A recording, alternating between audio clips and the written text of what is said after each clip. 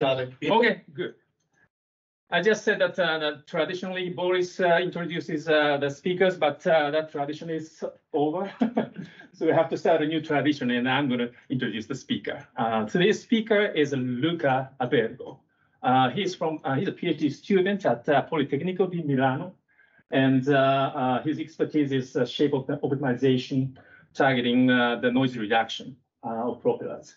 And interestingly, he's also a former professional sailor, competed world championships 5 times, and he made it to top 3. So he's a master of real aerodynamics. And today he's going to talk about the gradient-based optimization and cost reduction techniques towards a more affordable adjoint-noise optimization. Yeah, please take over. Okay, thank you for the stage. I will start from scratch. So thank you for the invitation. My name is Luca. I'm from Politecnico di Milano, and I belong to the research group of Professor Alberto Guardoni, which is like a growing research group. And we are starting this collaboration with my sponsor here, which is connected. But I thank you for inviting me here to US, so Mr. Lopez. And we strongly collaborate with Bristol University, with Professor Zhou, which is indeed a former employee of NIA and organized with my PhD visiting, basically. So I'm a PhD student, and everything that I present has the word towards, because like something are results, something are presets that I'm trying to put together for having a bigger picture at the end. So be gentle for me, but I'm here to boost my PhD, so I appreciate all the critics and comments that will come forward. Okay, so the software that I work with, it's called SU2. I'm gonna briefly introduce it and why we use it for shape optimization. Then we will go through my master thesis, which was a mesh deformation method that I coded inside SU2 to overcome some issues that were present.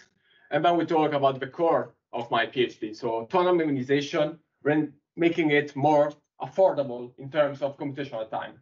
So I want to have a steady optimization.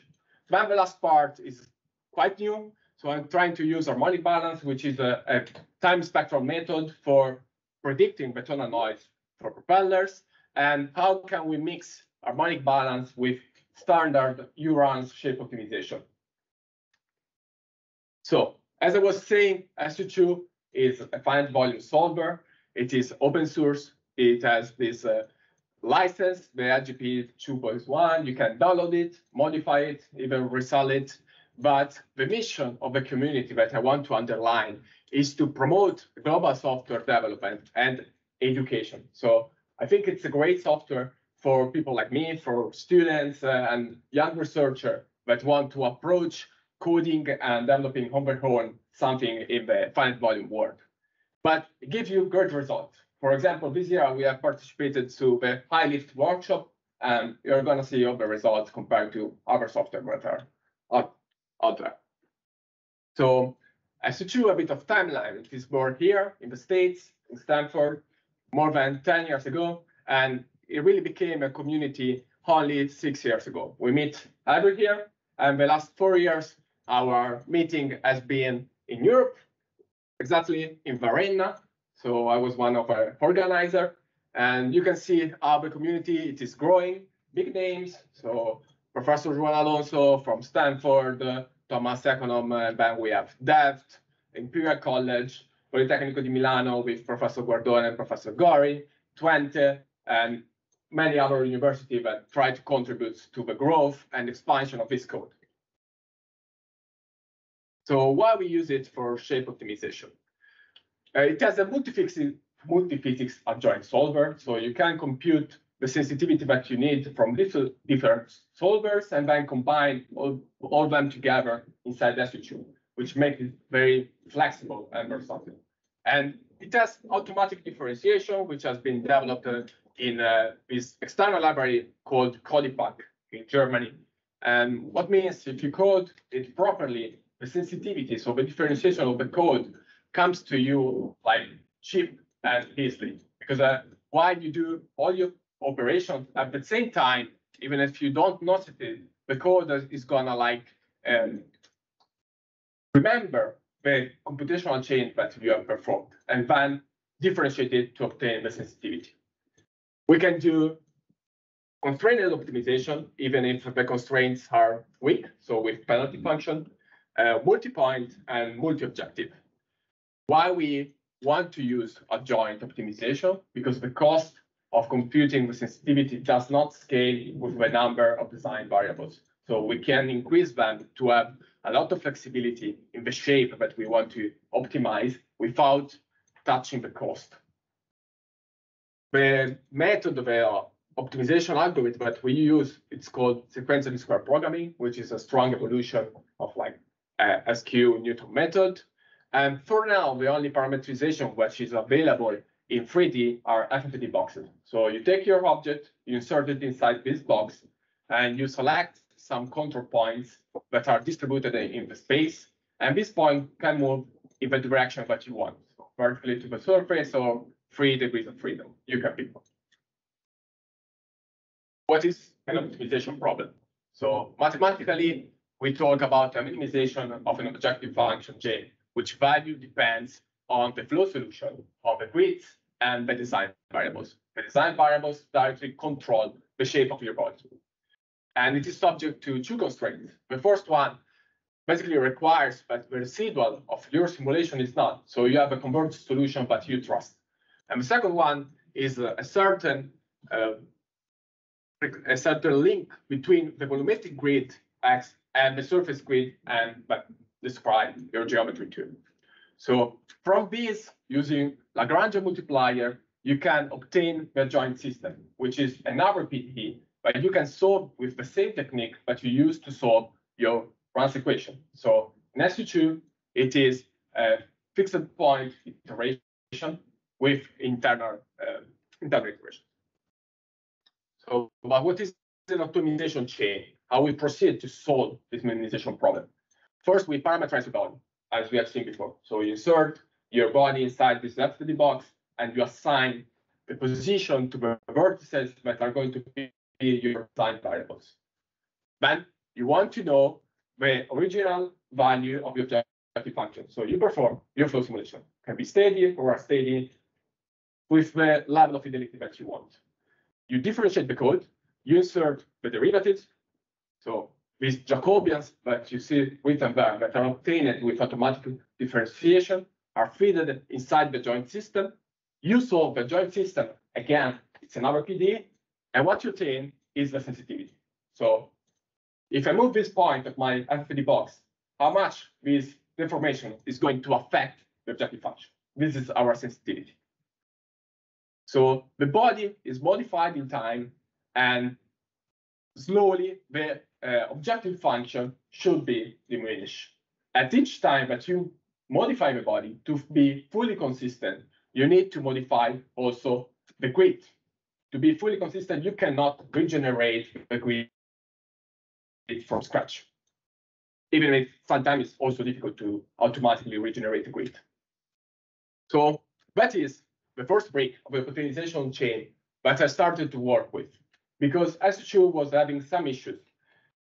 Since you have to repeat this process many times inside an optimization, maybe also 100 times, if you lose every time a bit of quality in your deformation phase, probably your grid is not going to converge anymore, or it's going to impact the computational time that you need for each direct simulation. So what I implemented is this code method, mesh deformation random basis function, which is basically an interpolation. And we have adapted it with some technique that reduces the computational cost of the process, as I'm going to explain to you now. So it is based on the Eulerian distance between each point of the grid and some control points that we are going to select on the surface. So we know the displacement that we want to impose on the surface of the body, but we don't want to use, as it is done in other methods, all the grid points that we have on the surface and then propagate in the volume. This is the first 3 steps that are usually done. What we want to do is to select progressively the control points in a smart way. So we select one control point, we compute the error of interpolation that we obtain on the surface, And then we insert an extra control point where the error is maximum. So in the end, you just decide a threshold on the error of interpolation of the surface that you think that is acceptable, and you have selected only partially some of the points of the surface. So your system that you need to solve, number 2 and number 3, is going to be way smaller. This is very smart, especially when we talk about optimization, because you are most likely deforming only a part of your body, but deformation is going to be focused in some area where the sensitivity is higher. And so all the control points are going to be like focused on that part. If you use the standard RDF or other interpolation method, they usually take like 1 out of 2 points or all the points. In this case, probably 5 to 10% of the control points are enough for obtaining a very good result. And then we don't want even to move all the points of our volume. We are going to move only the points that are inside a bubble, that contains our body that we are deforming. And the dimension of the bubble is modified based on the maximum displacement that we want to apply. So the results that I'm going to show next are compared with the previous method that was implemented in SU2, which is an elastic linear analogy. So it's basically you solve a FM system where your boundary conditions are the displacement that you want to impose, and there are some techniques for imposing the stiffness of each cell that can be related to the dimension of the cell or the distance that it has in respect to the surface. And so on the left, you can see the profiling of the deformation while it is happening. So on the top, you have ELA. It allocates all the memories of the system, and then it takes time to solve it. Instead, RBF, as I said, is like progressively selecting control points up to a threshold of error. And so you see that the allocation is more gradually. I didn't find the information of the CPU that I was using at the time. Sorry if you can find in the paper published, but it's exactly the same grid, same sensitivity, and same CPU we used. And you see that we halved the wall time and also the allocation of the memory. And also for just this little deformation, which is a couple of centimeters, but you can see on that wing, which is like the Honora M6, both perform well, but since the orthogonality is better perceived with RBF, at the next step of the direct simulation, you are going to obtain a convergence with like half of the inner iteration that you will need with theta. Are you going to ask a question at the end or in the No, please. Yeah, we encourage people to ask questions during the seminar. What to say? Yeah, and maybe people like so. I probably missed. Do you like this process is somehow integrated into a joint-based design? Yeah. So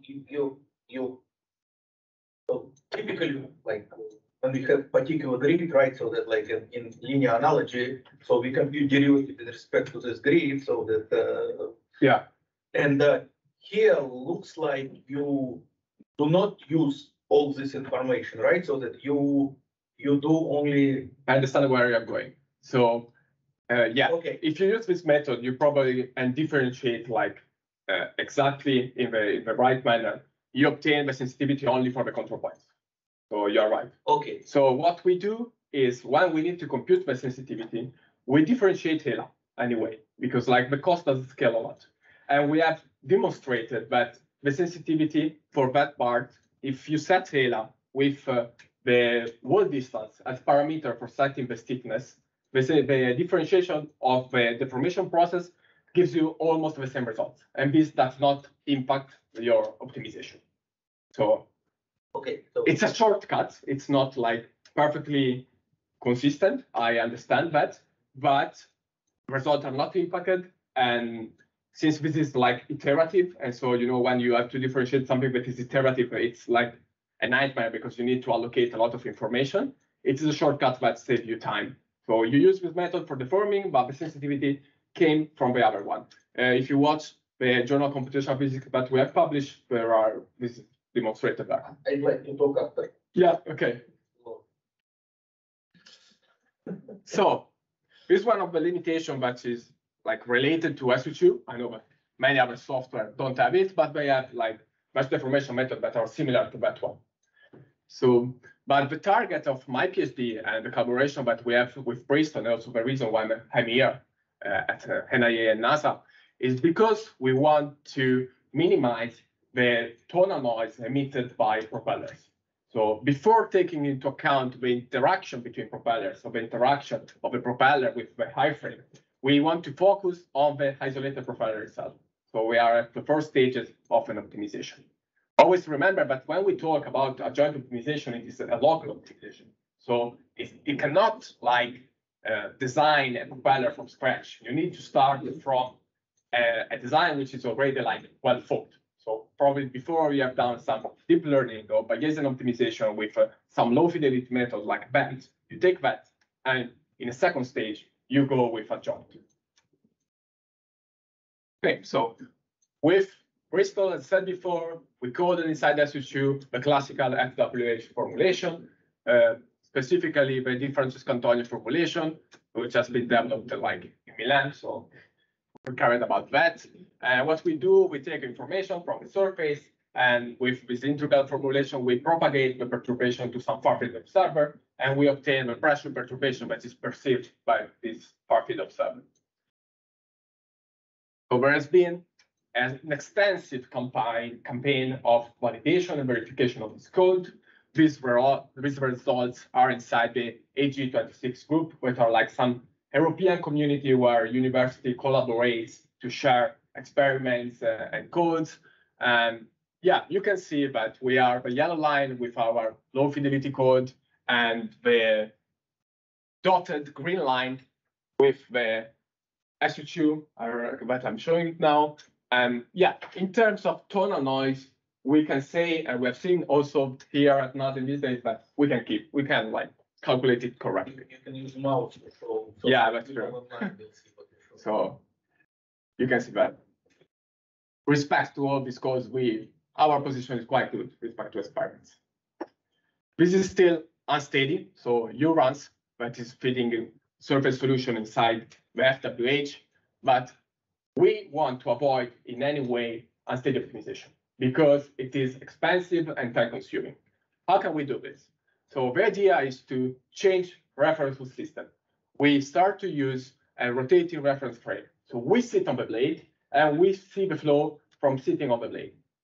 For many propellers that have like Mach tip from 0.2 to 0.6 and this high rotational speed, if you see the flow from there, the boundary layer has like a steady behavior, like a constant behavior.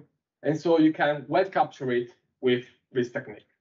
And then if it also because we want to reduce as much as possible the computational cost, we take advantage of the symmetry of the problem and we like compute the solution just for one blade.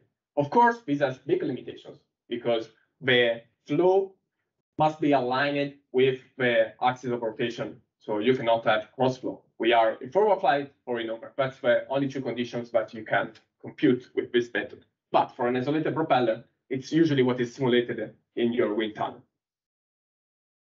So these results are from the previous seminars. Yeah. So did you check that your formulation is Galilean invariant? So that because that's what needed in order to change, right? It is Galilean invariant. Yeah. So yeah. Like you check it and yeah, it has been checked. It's not been. I have to say that the RF part has not been coded by us. Was already present in SU2 and has been coded by Stanford. So we just started to use it for propellers, and what I'm going to show next is like that we capture the tonal noise and the aerodynamic coefficient in almost all the simulations that are related to propellers for urban mobility. So I know that this application is really specific. You cannot like extend it to other type of problems, but that range of Mach and Mach tip that is common, it works well. So these are results from Professor Zhou that was here last summer giving this seminar, and yeah, we have a strong collaboration with them, and he compared the CP that is obtained by the RANS RF with time average less and instantaneous less. We know the tonal noise is mostly generated by the leading edge part of a propeller. And if you focus on that area and you watch also the seminar, it's talked extensively about this also in terms of skin friction and other important information, like you can capture it with RF. And so this has been tested on, I think up to now, more than 10 different geometries from different universities. And if you have your microphone, which are in the range from 45 to 135 degrees, the tonal noise is well captured. So this blade is from Delft, and the one on the right is from UB, so Bristol, but many others have been tested. So now that we have assessed that with this steady formulation, we can capture the noise and the aerodynamic coefficient, we can start to think about steady adjoint optimization for noise minimization. And that's where like my work started. So yeah, here we have one of the authors of other codes that are there for doing noise minimization, but they are all based on unsteady optimization. So what we do is we do our direct simulation with the steady RF. We take the solution, we recreate the original number of blades. We make this blade rotate in order to have like this fake unsteady input inside the FWH code. We compute the sound pressure level for different observers. So we can put the observer in any position that we want, usually someone upstream, something upstream, and one in the plane of rotation. And we, for now, we just average them. In the future, we can start to think something smarter, going in the direction of like regulations that are out there for like certifying this kind of propellers. But for now, we started easy. So we differentiate the sensitivity, the FWH code and the rest of the solution. We feed it inside the Adjoint-solver, and we obtain our sensitivity.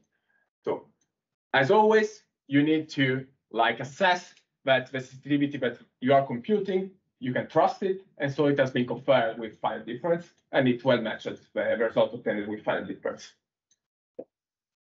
So these are the results that we obtained and presented at AAA Aviation last summer, and now they are turning into a journal. So first, you simulate your baseline geometry with URANS. You compare it with RF, and you are sure that you are capturing very dynamic turbulence and the tonal noise. Then you do this steady optimization, and in this case, it was required to maintain the initial thrust. So minimize the noise. Not all that microphone that you see there were used for the optimization, only 2 upstream and 2 downstream, and 1 like in the plane of rotation, just to reduce a bit the computational cost, and then they are computed all like in a second phase. And you can see that you obtain a reduction upstream, which is almost 4 dB. We are investigating why the reduction, it happens only upstream. And it is because if you watch the sensitivity in some area and compare it when it is computed for a microphone upstream and one downstream, you have different signs in some area. And so the optimizer has to choose in which direction to go. And why it is optimizing upstream? Because the noise upstream is higher. And so it starts to reduce the value. This is what is happening. There was not any constraint on efficiency, on figure of merit. So I can say that the torque is increased a bit, and it's something that we need to repeat this optimization, putting more constraints. And yeah, it is increasing a bit like the solidity factor of the blade for obtaining this result. Okay, and so here you can see how the optimizer changes the distribution of the pressure. Like it is more smooth, and it is more like close to the tip. I forgot to say one thing at AAA Aviation, like the most significant observation that was made by Stefan Rizzi, which is from the acoustic branch here. He says, okay, you're sure that you capture well the noise aerodynamic coefficient of your baseline. Are you sure that also the optimized blade is well captured by RF? And my like instantaneous response was, I'm asking to reducing the noise. So I'm asking to reduce the pressure oscillations of the blade, basically. This should like give me certainty that I'm not like increasing instability in my solution. But of course, we needed to check that. And so like eye simulation and steady eye simulations have been performed on the optimized blade, and you barely see the difference in the tonal noise, which is like presented there. Okay, so just one mention that all this computation has been performed on R22, which is like this supercomputer in England that Bristol gave us access to. Did it reach a minimum?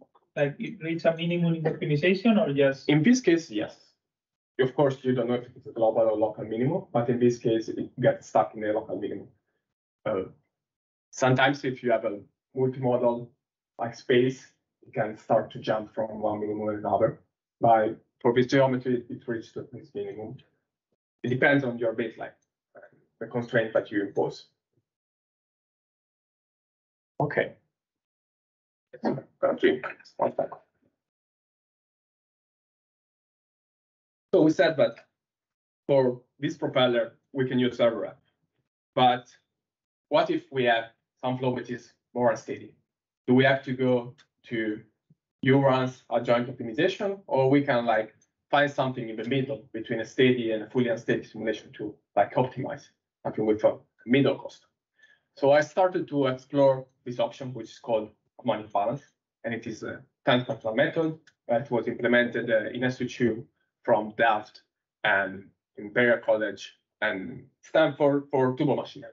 Was never used for external aerodynamics, but we know from many authors, I can think about Baracos, but was extensively used for helicopters, for example. Because our target is always tonal noise, and so we know the frequencies, the blade pulsing frequencies that are present in tonal noise. So maybe a spectral method can be a good option. So just a brief introduction to what is harmonic balance. So it is time spectral method. So we transform and anti-transform using the Fourier matrix. We select a number of frequency that we want to solve, k, and what we obtain as output are n, which is equal to 2k plus 1, time instance inside our period of oscillation, revolution, depends on what we are trying to solve. Is it limited to just propeller alone? Harmonic balance? Yeah. No, it's like. So you can combine it with non-periodic geometry or this non-periodic mode? Yeah, it needs to be they're called like quasi-periodic flows. So usually you need to have one frequency which is imposed, like wind turbines or turbo machinery, propellers, helicopters. So at least one of the frequency has geometry can be non-periodic. Yeah. Okay, so you have your period of revolution, oscillation, you select the number of frequencies that you want to solve. Periodic only in time. Basically. Periodic in time, yeah. Exactly, not in space. So periodic in time, and what you obtain are n time instance inside this period of oscillation. So 5 frequencies, you obtain 10 time instance inside one period of oscillation. What is changing is just the time discretization. So the terms which is related to the derivative of a time term. There is where you introduce the harmonic balance operator. For the rest of the fluxen, you are basically using the same unsteady structure. And your computation is like n steady solution that advance in a pseudo time and talk to each other through this harmonic balance operator. So basically, you are multiplying by k time your steady system, and you have this extra term that makes this time instance talking through each other. This is what's happening. And so you can use a steady solver. So here what I propose. We use harmonic balance for our direct simulation. Then since we need a more time-resolved solution for the acoustic, we use Fourier interpolation through this n-time instance that we have obtained. And then we fit this inside an FWH code that propagates the perturbation to some far field. What we gain? We have this big system. So each inner iteration is going to be like computationally most intense, but you need to deform the grid only n times.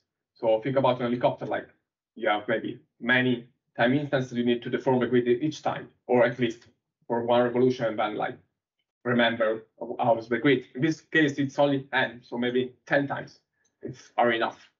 And it is time spectral, so you don't have to solve the transit period. But for a propeller, it's quite high, for example. So the first thing is to check that since you want to use it for acoustic, not only you are capturing the integral information like CLSD, but you're capturing also the local oscillation on the surface. So I started very simple to this test case, which is proposed by the SSU community, which is like a vibrating NACA in transonic condition. So the oscillation of the vibration is very low, and it has been tested for different set of frequencies, which are all multiple of the imposed one of those oscillation in this case. But you don't have this limitation with harmonic balance. You can like put inside whatever frequency that you want. They don't need to be multiple integers of each other. Okay, this is important, which is one of the aspects that another factor method is like mandatory. And you need to be a multiple of the fundamental frequency of your system. No, it's not needed. Once you put that, the others can be whatever you want. But if it is a multiple integer, it's going to help you with the condition number of the harmonic balance operator a lot. If you change that, the condition number increases a lot, and so like the convergence can be impacted for that. And so there are like some preconditioner that you can use to recover a good number of conditions. Let me ask like more clear the question that I previously asked. So that is it like you describe a system that like that has a particular frequency. So what happens that if you have some time-dependent motion, slow comparing to the frequency of the rotation, but say not non-periodic. So like helicopter slowly moving, like slow maneuver, or not forward flow. So probably you lose that. Right. So because like the way previous works, when people add some time-dependent components that were not periodic, basically to the basis on which you decouple, so that so it's not yet. No, like you always put one frequency at zero that should be like stable. It's actually like to come with motion, say. But I saw what you are saying. Like, so you're gonna have information only for that frequencies. That's why I can help you with tonal noise, because some frequencies are predictable and you can insert them like in your vector that you're going to solve. But yeah, it's always the problem with vector methods. If you don't insert that frequency here and it is present in the FFT of your flow solution, you're probably gonna lose it. Many people work on kind of trying to extend frequency-based method to not purely manipulations, but different approach. Okay, thanks. It's something that I need to play on, for sure with this. So, okay, we started comparing lift coefficient and drag coefficient. And if you watch here, like 3 frequencies seems to be enough to capture at least very dynamic integral dynamic part. But if you start to watch at random points on the surface, so the one on the right is the one very close to the trailing edge where like more massive flows is developed. And in this case, you see that you need to increase your number of frequencies to wide capture. But as we were saying, like if you go to 7, in this case, were like multiple integers, that frequency is not present in the FFT of the flow of the pressure perturbation at that point. And so it does not increase the quality of your solution. It just increases the computational cost. So we tested this with propeller in forward flight, which is not really well captured with RRF because it has a very high pitching angle. And so there's more buffering of a boundary layer. So where forward flight, Mach tip is always around 0.3. There has been an extensive campaign in our wind tunnel in Politecnico, and now we are building also an anechoic wind tunnel. And for now, we have acoustic measurements only in over. Soon we will have also in forward flight. And so here you can see the comparison of the CP at some section, but this captured with harmonic balance with 5 frequencies and the average URANS when your solution becomes like periodic. And they seems to be very clear, very similar. especially when you are close to the tip, which is the region that give you like tonal noise most. And so when you feed this solution inside the FWH code, the relative error that you obtain from a standard URANS and harmonic balance is below 1% for the entire arc. How much? I would say that harmonic balance is more accurate than the URANS. Well, I cannot say this because I don't have experiment at the moment for this propeller. So, but what gives you in terms of advantage? So also the spectrum is compared. That's the oscillation for a microphone in the plane, and that's the absolute error in the spectrum directivity. So each direction is one of the microphone. If you go like from 0 to like you are increasing the blade passing frequency, and you can see the absolute error is lower than 10 to minus 5. And this is the comparison in terms of computational time.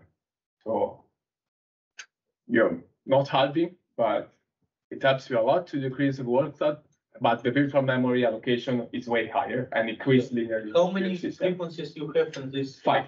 5. 5 frequencies, yeah.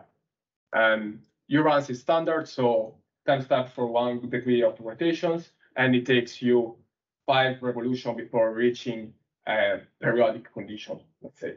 And this is the same frequency that you verified on previous slide, right? So, like when you come. This one? Yeah. Yeah, so exactly the So same. like you verified it's sufficient. Exactly.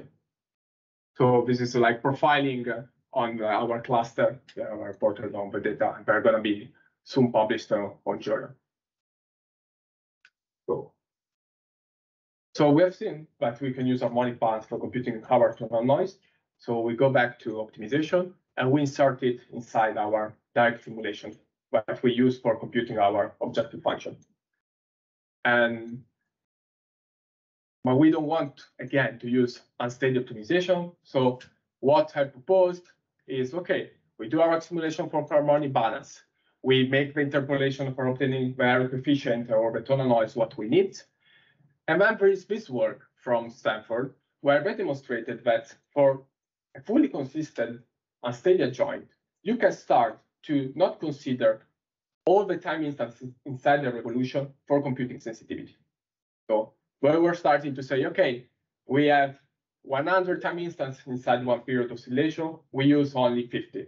I took this concept and wanted to play a bit, and let's like extremize it. Let's use only the n-time instance that we obtain from the harmonic balance for computing the sensitivity and see how much is changing and if like is able to optimize or not our geometries.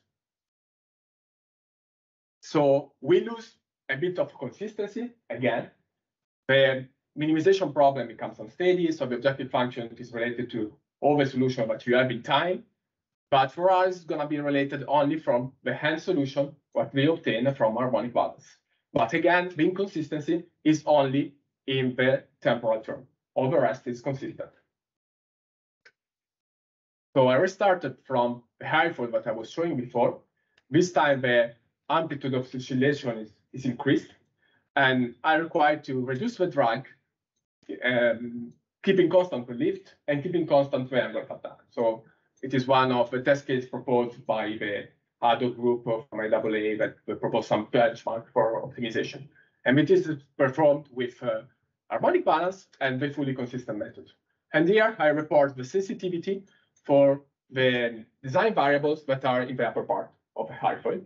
And you can see that they are very similar if they are computed only with the 5 time instance that we obtain from harmonic balance or from all the time instance that we obtain from a fully consistent and steady simulation. And so the optimization goes in the same direction. The final shape that you obtain is more or less the same. Of course, if your harmonic balance is not able anymore to capture your flow, you're going to obtain a different sensitivity and a different solution. So let me understand. You basically do URANS, but you update shape using harmonic balance approach. So the direct simulation is harmonic balance. You obtain this n-time instance inside your period. You interpolate for obtaining the objective function. And then you use, the normal unsteady adjoint for URANS. But instead of feeding it all the URANS solution, you feed it on only and solutions. You basically you just linearize around the harmonic. Exactly. Exactly. But you are, in principle, you could also linearize the harmonic balance equation and do that join for the harmonic balance. Yeah. Equation. There are fully consistent methods, but why I'm not using it? Harmonic balance increases a lot the virtual memory allocation, as we have seen before. So if I want to be fully consistent, I need to differentiate that big system. And when you use a joint, your virtual memory allocation with respect to the direct simulation increases 5 times. So you're increasing linearly the virtual memory allocation for the harmonic balance, and you're increasing then 5 times for the joint because you have automatic differentiation inside. And so that can become a bottleneck. This is the reason why I was like investigating this, because like there are many publications for turbo machinery that they use a fully consistent joint. So the idea is let's take the best from each solver and combine them together. Okay, and so the last test case that I perform is a wing, which is like rotating and like pitching with plus and minus 6 degrees of pitching. We only use three frequencies for solving this, so only the frequencies of revolution, and it is performed only with the framework that I was talking about, not with the fully consistent, because like for now we didn't have the time. It's really like you need a big cluster for doing a fully unsteady optimization.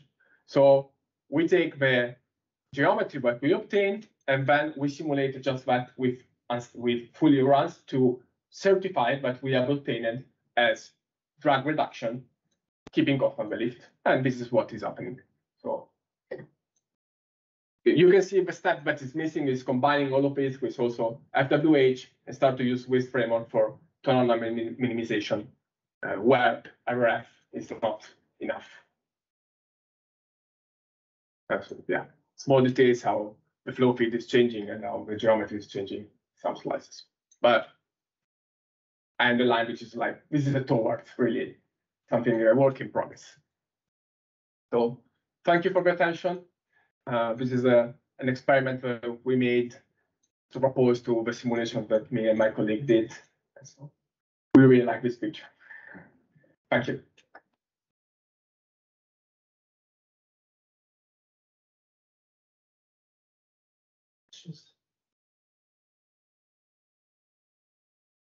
I have many questions, but it's probably require Okay. like more than discussion. Excellent work. Thank you. Any questions from online?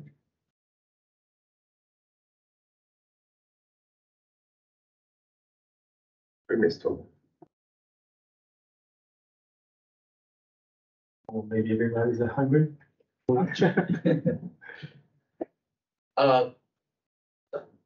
Just so that you use like for propeller, you use sliding mesh, right? So that approach. When we use RF, no, because like we don't need any more the grid to rotate since we have changed the. Okay, for reference. hybrid, for harmonic definitely. But so Since it is an isolated propeller, we just made the entire grid rotating. When we have more propellers, like here, but if you have propeller mounted on the wing, we use sliding meshes. We have first and second order like interpolation. If zeros, you allow the simulation. I have to get that. Results are good. I'm gonna publish soon, but yeah. So you cited some paper that use sliding mesh. yeah,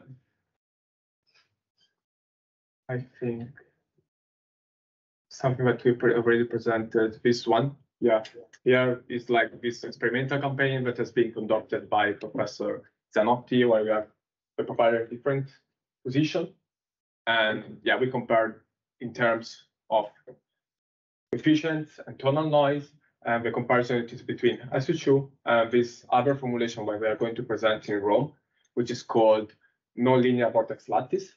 And so it is a combination of vortex lattice and lifting line. So you have a correction. And what gives you in terms of advantage is that you know the pressure distribution along the curve of the propeller. And so this increases your capability of predicting noise when the MIC is on the plane of rotation. which is where the normal compact formulations like have the highest relative error. And so it's one work that we are doing. And also because like the direction that I'm taking, many people are taking, like doing before global optimization with low fidelity method. In our case, we work with Bayeda, with Professor Gori and France, because you have uncertainty of the data, you can like recreate the design space for your constraint and your objective function at the same time. We are working on some conditional switching between the global optimization phase and then the joint. We're going to publish, I think, an aviation. We're going to present something on some mock problems. And in the end, everything has to be combined together in the noise minimization for a propeller.